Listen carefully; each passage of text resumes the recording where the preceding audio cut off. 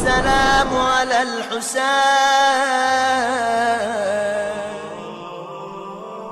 أعوذ بالله من الشيطان اللعين الرجيم.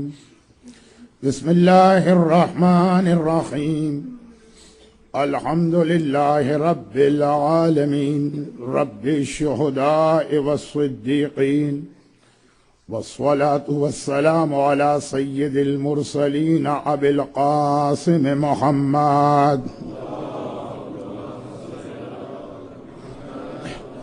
وآله الطيبين الطاهرين الشهداء المعصومين المظلومين.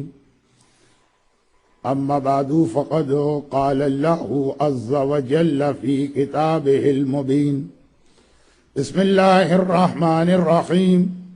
وَلَنَبْلُوَنَّكُمْ بِشَيْءٍ مِّنَ الْخَوْفِ وَالْجُوعِ وَنَقْصٍ مِّنَ الْأَمْوَالِ وَالْأَنفُسِ وَالثَّمَرَاتِ وَبَشِّرِ الصَّابِرِينَ الَّذِينَ إِذَا أَصَابَتْهُم مُّصِيبَةٌ قَالُوا إِنَّا لِلَّهِ وَإِنَّا إِلَيْهِ راجعون. أعظم الله أجورنا بمصابنا بالحسين، وجعلنا وإياكم من الطالبين بصاره مع وليه الإمام المهدي من آل محمد عليهم السلام. اللهم لعن قتلة الحسين وأولاده وأصحابه، وَيَا لَيْتَنِي كُنْتُ مَعَكُمْ فَأَفُوزَ مَعَكُمْ. میدان کربلا میں شام غریباں آ گئی. ایک کل کی رات تھی اور ایک آج کی رات ہے. گزرے ہوئے کل کی رات شب شہیداں تھی، آج کی رات شام غریباں. کل ہر بہن کے پاس بھائی موجود تھا، ہر بچی کے سر پہ باپ کا سایہ تھا، ازواج کے سہاگ سلامت تھے، خیمے لگے ہوئے تھے، فرش بچھے ہوئے تھے، چراغ جل رہے تھے، سروں پہ چادریں تھیں.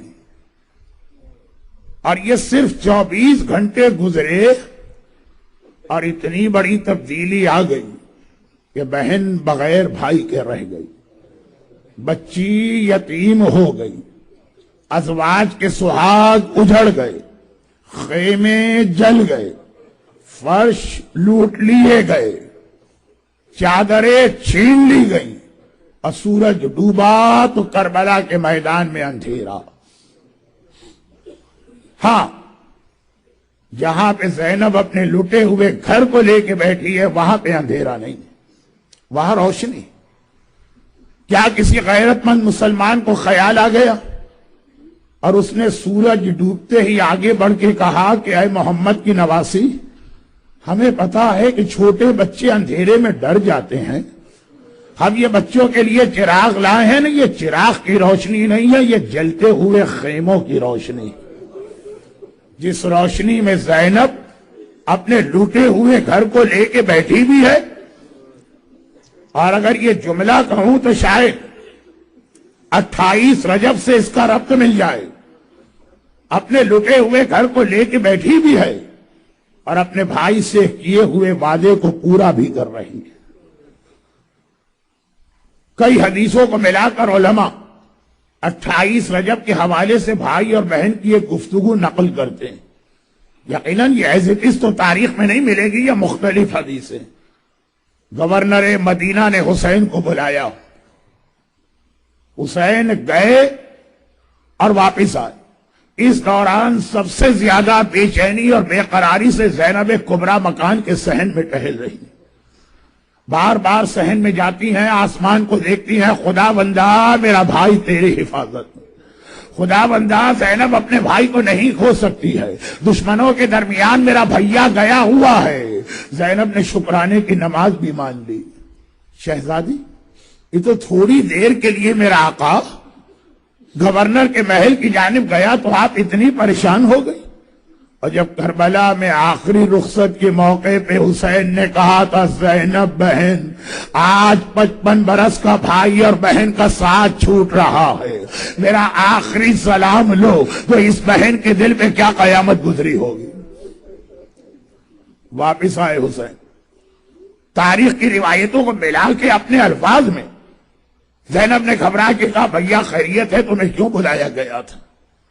حسین نے کہا زینب یزید نیا حکمران بنا، حاکم شام مر گیا اور مجھ سے یزید کی بیعت طلب کی گئی، بہت بڑا جہاد حسین کو کرنا، اور جیسا کہ اس پہلے عشرے میں بار بار کہہ چکا ہوں یہ جہاد حسین کر نہیں سکتا جب تک کہ زینب ساتھ نہ ہو، جب تک کہ اصغر ساتھ نہ ہو۔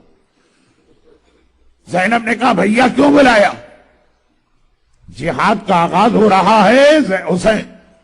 ایک مرتبہ کہتے ہیں زینب مجھ سے یزید کی بیعت مانگی گئی، زینب نے گھبرا کے کہا تو بھیا تو نے کیا جواب دیا؟ حسین نے کہا بتا میں کیا جواب دوں؟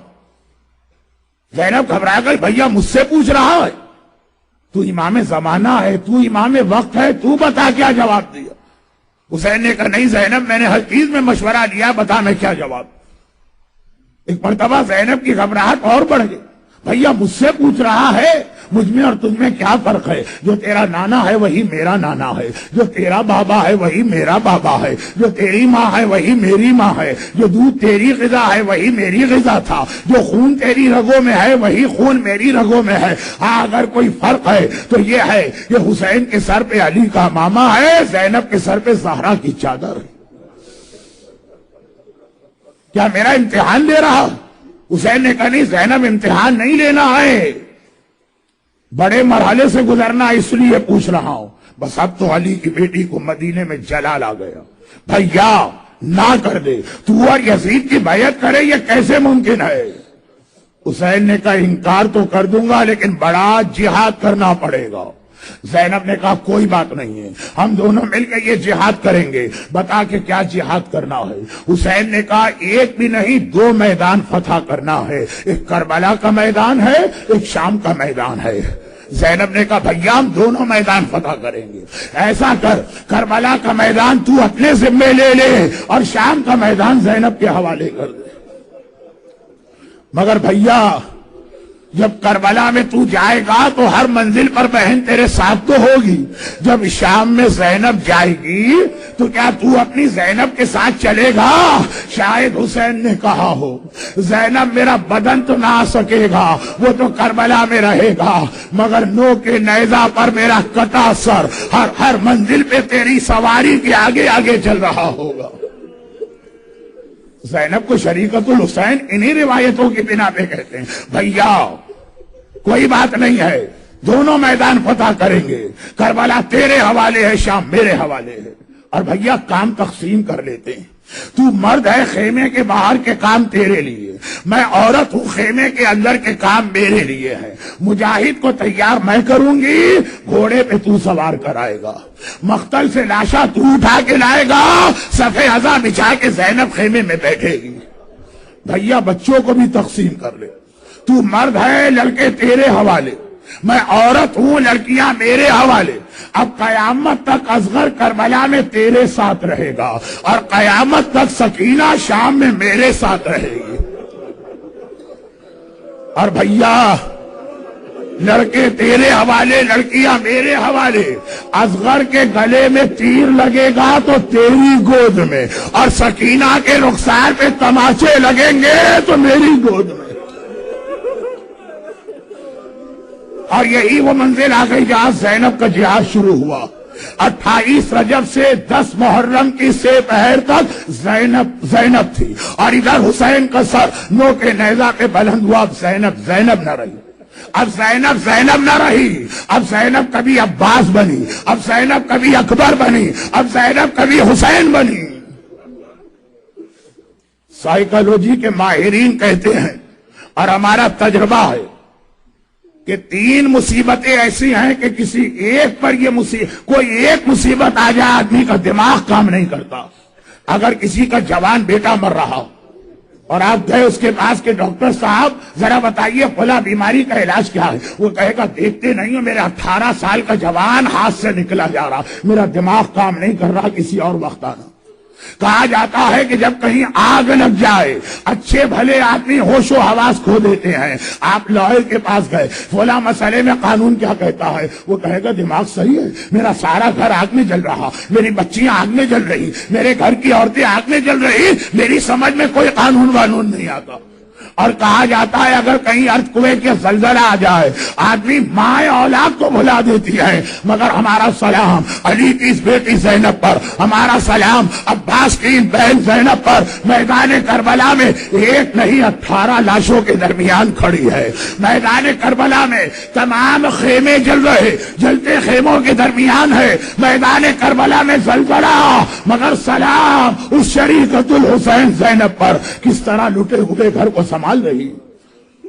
جو جملہ ابھی حجت الاسلام مولانا عمرانی صاحب نے کہا اسی جملے کو میں اردو میں بھی دوہرا رہا ہوں، کس طرح لٹے ہوئے گھر کو سنبھال رہی ہے۔ میرا مظلوم آقا سجاد تو کہہ گیا تسبیح ٹوٹ جائے تو جس طرح دانے بکھر جاتے ہیں، میدان کربلا میں ہمارا گھرانہ بکھر گیا۔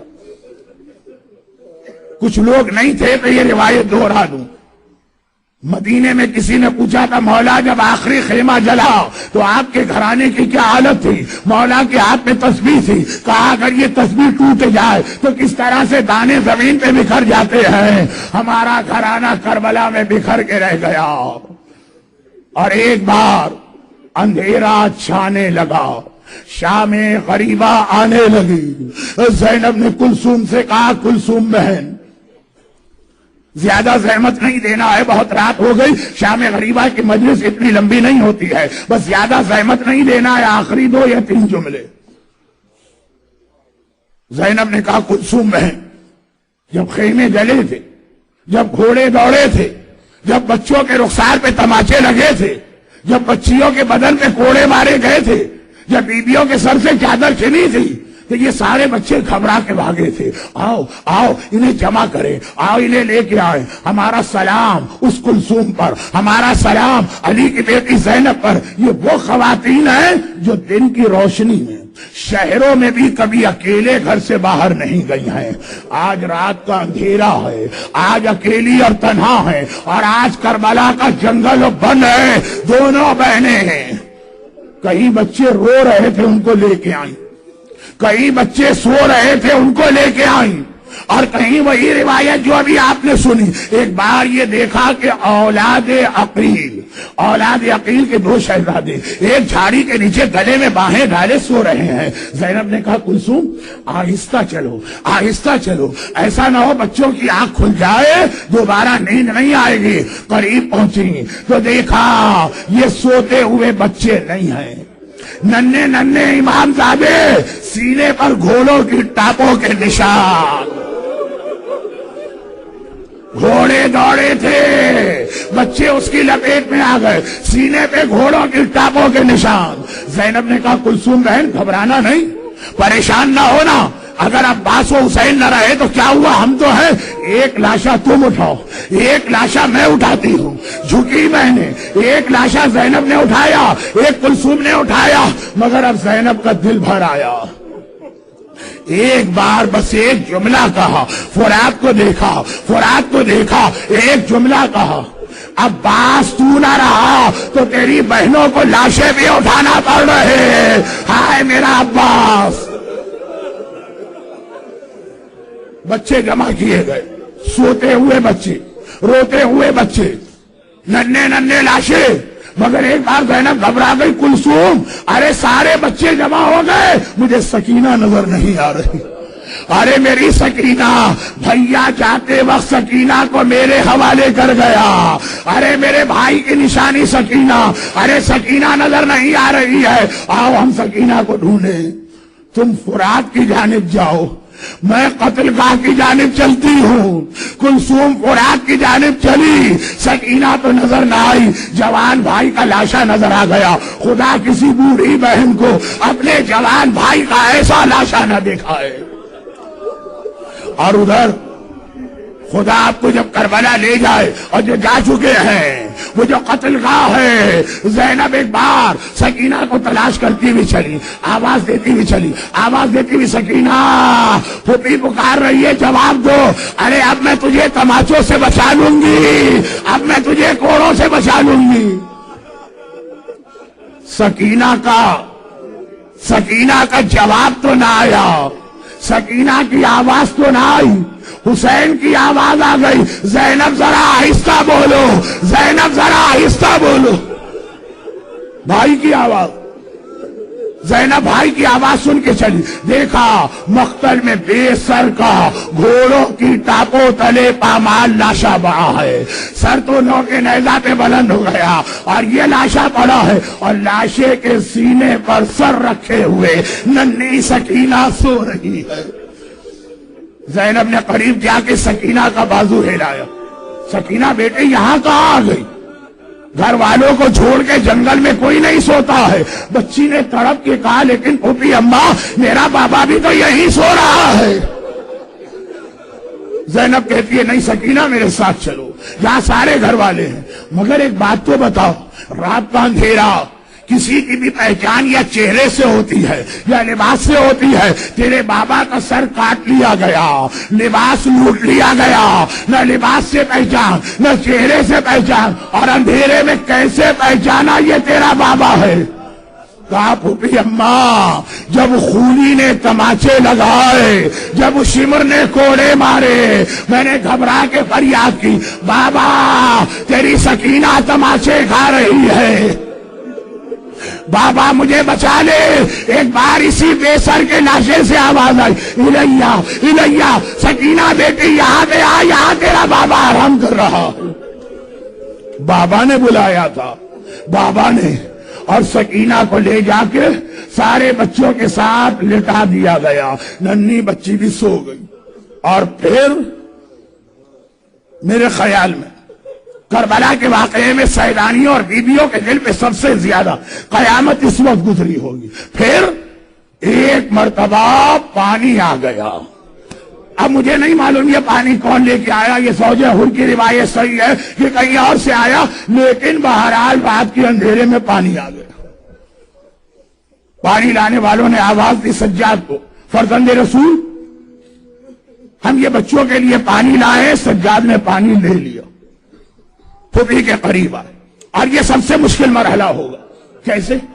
اگر آپ کو کسی سے بہت محبت اور وہ کوئی چیز آپ سے مانگ رہا ہے، آپ اس کو نہ دے سکے، اور وہ چیز کو یاد کرتے کرتے دنیا سے چلا گیا، جب بھی وہ چیز یاد آئے گی آپ کو اپنا وہ مرنے والا یاد آئے گا۔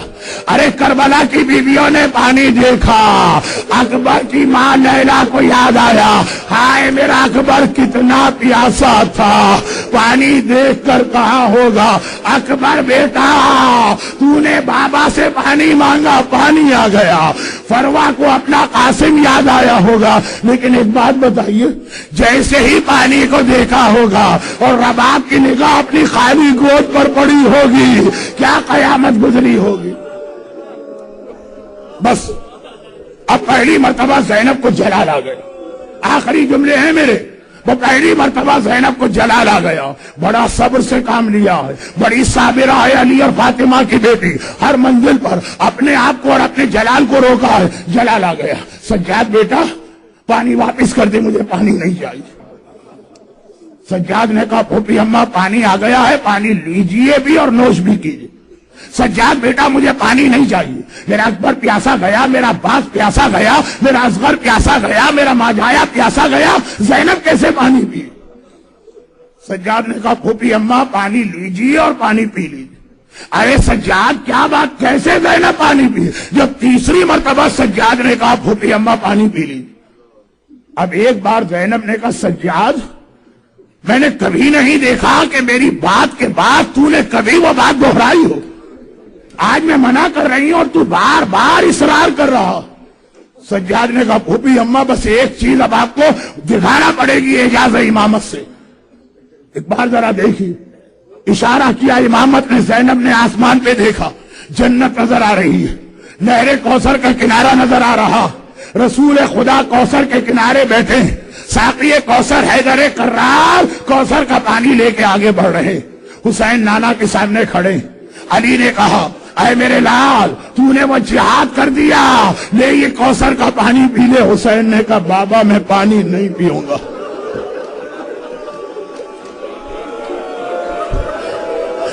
بڑا بھائی حسن مصطفیٰ آگے بڑھا. بھائیوں میں بڑی بے تکلفی ہوتی ہے.